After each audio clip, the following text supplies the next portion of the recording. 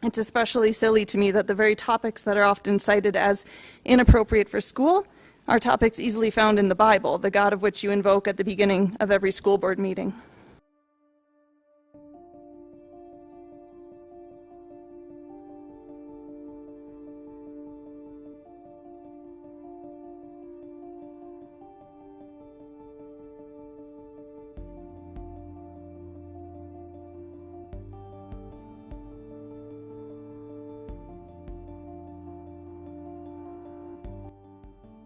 Some of these books are less than 2 years old.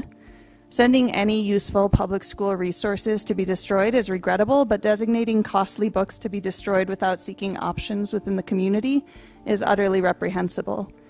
Even harder to understand is the fact that the destruction of these 350 books, worth thousands of dollars, made it onto the board's agenda for destruction, apparently without knowledge of the board. How alarming that board members who comment frequently on fiscal responsibility are blatantly unaware that their district is apparently wasting thousands of dollars on unused educational resources by destroying books in a manner reminiscent of the Soviet Union. It's completely baffling that the people who support prayer in school and believe that under God should be part of the pledge are the same people who are hoping to remove books that reference pertinent adolescent topics such as puberty, identity, bullying, and environmental destruction. It's especially silly to me that the very topics that are often cited as inappropriate for school are topics easily found in the Bible, the God of which you invoke at the beginning of every school board meeting. One does not have to look far in this book before finding stories of incest, child sacrifice, genocide, infidelity, murder, drunkenness, and more.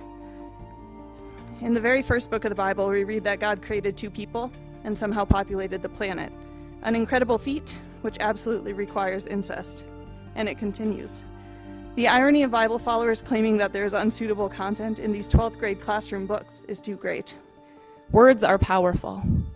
You might remove books from curriculum that you believe deal with complicated identities, family situations, global issues, sexual trauma, but that doesn't remove from your educational care students with complicated identities, family situations, issues, or trauma.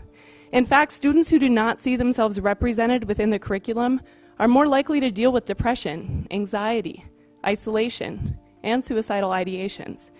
The destruction of books like The Perks of Being a Wallflower could actually be the destruction of lives of actual children in your care.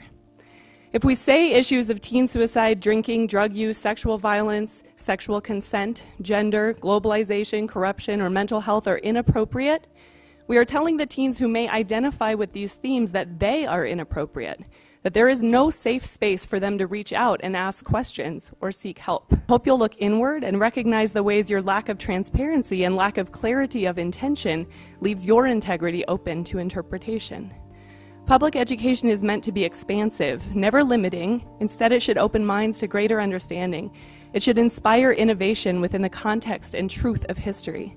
Public education should never be a ceiling, but it should be a floor, grounding students in the ways of understanding and mechanisms of knowledge, a framework for a lifetime love of learning.